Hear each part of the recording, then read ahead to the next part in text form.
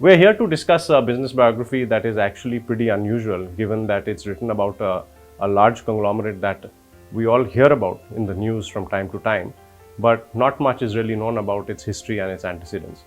We're talking, of course, about the Adani Group, which is run by Mr. Gautam Adani and has diverse interests in petrochemicals, in ports, in airports, in trading and power now, not to mention many other new businesses that it's been setting its sights on and getting into.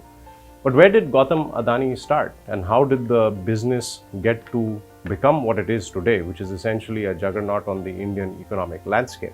That's something that senior journalist Bhaskar is discussing in his new book called Gautam Adani, Reimagining Business in India and the World. It's a quick read. It's about 250-300 pages, and Mr. Bhaskar essentially starts at the beginning of Mr. Adani's career, where he talks about his childhood years in Gujarat, where he's the youngest child in a family of 7 children, where he attends high school but is not really much of a student, and then goes on to become, surprise of all surprises, a diamond trader, and then jumps into imports and exports, which essentially forms the ground soil of his trading ability and his instincts. Consequently, of course, in due course of time, Adani goes on to become somebody who's more plugged into the capital markets. He gets into joint ventures in the food business. He also gets listed in 2007, which gives him the capital and the financial wherewithal to be able to scale up his businesses and get the kind of market recognition that so many other industrialists and large business houses have. But what makes Adani unusual is his stupendous growth and rise within one generation. That's something that others like the House of Tatas, the House of Birlas, or even the House of Reliance have not done. They've done it over 2 or 3 generations. From there, the author essentially goes on to describe a lot about Mr. Adani's working style, which is actually not known to the broader public at large. There's one interesting insight and memorable point in the book that details how Adani sees mistakes that his colleagues or employees make, or how he sees business decisions that are not going too well. It's this.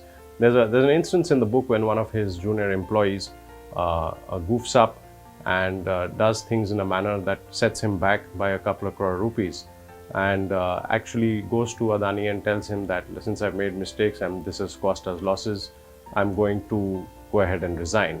To which Adani actually looks at him and said, "You've just learned something extremely valuable at a cost to me. Do you think I'm going to let you get away so easily?"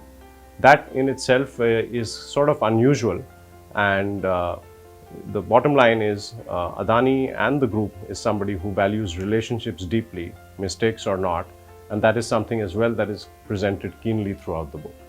We do learn a lot of things about Adani that have perhaps not been shared or discussed in the public. One, that he is very much a consummate family man.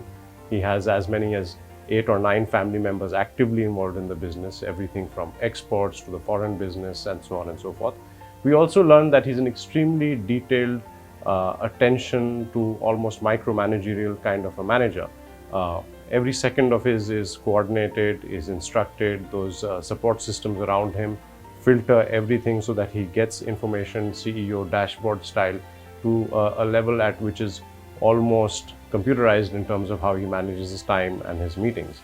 We also learned that he's had some narrow escapes. He was trapped at the Taj Hotel during the terrorist attacks of 2008 and got away from that with his life. He's been kidnapped earlier at gunpoint and managed to get out of that. So it's a bit of a minor roller coaster ride in that sense. But at the net on the outset, the book essentially details his rise and his corporate vision and his ambition, and is coming across as a book that essentially focuses on somebody who wants to do things very, very big picture. Where the book does seem to leave some gaps is in answering the questions as to, so what exactly is the drive? Where does the burning ambition from Mr. Adani come from? Who are his key mentors? What were maybe some of the trigger points that pushed him to take the big bets and the large gambles that he's taken? And while this is the second biography written on Adani, those of course may be answered in a third book much later on down the years, when there's a more total sense of understanding of how this group has shaped up and evolved.